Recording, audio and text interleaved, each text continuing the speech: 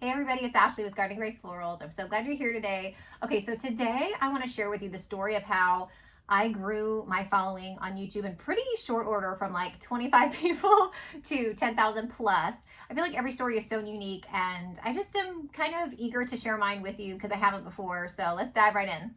Okay, so story time. I have never considered myself a super savvy like social media person.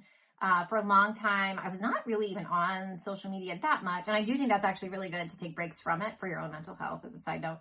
But if you're curious, like I am, about how sometimes these certain things can go viral or how growth works on these platforms, I just wanted to share my experience in the hope that it motivates someone else, kind of maybe in a similar type of situation with their business or creative life or otherwise. So, like I said, I had about 25 followers for probably like a year and a half, 2 years. I had started a YouTube account for Gardening Grace Florals, and I was posting fairly regularly. I was doing some pretty creative stuff, I thought, but I didn't really understand how the algorithm worked, and I still, quite frankly, do my best to become educated, but don't always know, all the latest trends. So if you don't, that's okay. Please know. I also don't, and I'm figuring this out with you, but I do try to keep myself fairly updated. So anyway, I had about, very small following. I started to grow it little by little. And then one day this past summer, I posted what I thought was like a pretty standard video for me of a fairly large scale underwater floral installation that I had done. Underwater floral design, anyway, is very unusual. I don't know a lot of people that do that. I happen to have a really good photographer friend, a very famous underwater model that both of whom I work a lot with to do these sets. So they're really elaborate. This model in this short clip that I posted, it's a short on YouTube that got millions of views. This model in particular has a huge following, but in this clip that I posted, she is almost completely naked. She has like some floral adorning her. She's not naked, but she has like floral accents where they need to go. And she's in this huge, beautiful shell background. So it's like the birth of Venus, represented underwater in a really cool and unique artistic way. So it was a video clip underwater of the BTS, basically behind the scenes of that design. I posted that short just like I would for many other projects. I had been doing underwater floral design for quite some time at this point. And within a matter of like a day or two, I noticed that I was starting to get comments in this video of like, in fact, the first comment I remember that was so crazy, the trolls had really started to come out, was like something along the lines of, this should be illegal. She is naked. How can you post art like this? Which of course, in my mind, art inherently, if it's good art, it often is kind of provocative or makes you think. This is the type of art that I think is also beautiful. It's not meant to make you think so far other than how beautiful and flowers. I will preface with that. But that comment did kind of make me laugh, like, okay, she is covered. This is appropriate. And so, but then after that, the comments really started flowing. It was like fairly rude, and it probably really would have hurt my feelings if it was me. But talking about this model is also very tattooed. You can go see the clip, I'm sure, on my YouTube channel.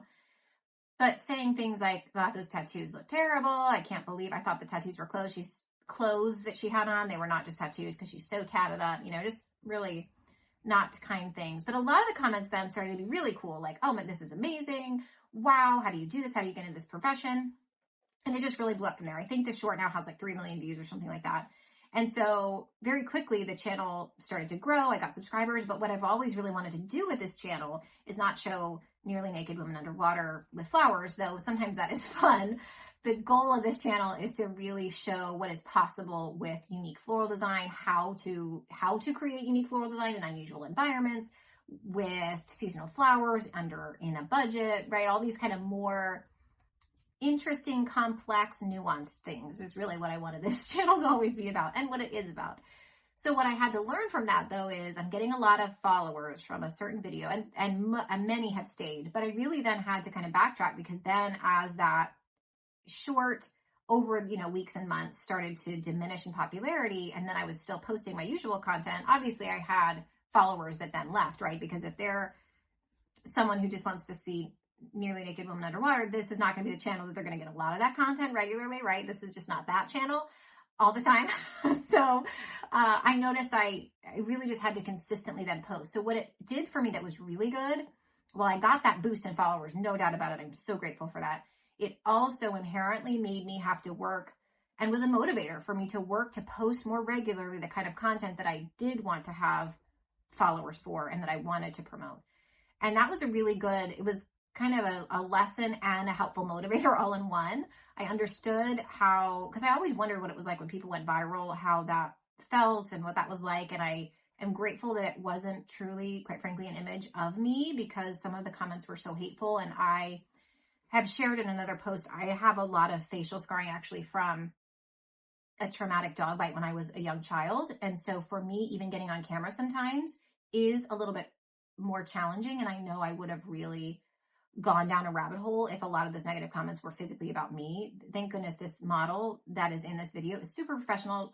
Sadly, I know, because I talked to her, she does get comments all the time, good and bad, and has learned how to handle them, though I know no one likes that either. But all that to say, it was a really good lesson in just some of the negatives of social media and preparing me for that, while also motivating me to show the kind of content and to post the kind of content that I really want to post in the future. So now, let's say, I guess it's been about 6 months since that viral video, over, at this point, over 10,000 subscribers and counting, which is really cool, right? It's nice to now have videos that I post that I'm getting most of the kind of subscriber that I want to interact with, you guys who I want to share more with and get feedback from and share ideas with.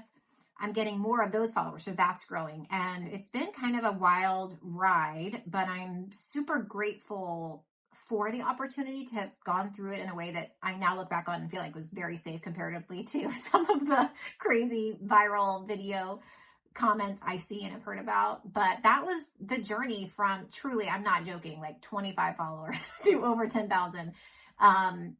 And I'm so grateful to everybody who is here and watching, and to all of the wonderful comments. I'm getting more and more every day. I feel like we're building a community here of just people who like flowers, who want to design and learn. Maybe you're opening a new business, or you're trying to design flowers for your own wedding or for a friend, or just because you think flowers are beautiful. I'm just so grateful that you're here and learning with me as I learn and grow also. So anyway, that's my story. Drop a comment if you want to know anything more, if I missed something that you want to know about. But I can't wait to see you here in the studio again for our next video, next tutorial. And I'm going to be doing a lot more just on the business side of things too, sharing kind of my business thoughts, confidence on camera, as well as, of course, all our design, sustainability, budget-friendly, seasonal, and local floral design options too. So stay tuned for more in the next few weeks. And so glad you're here. Bye, y'all.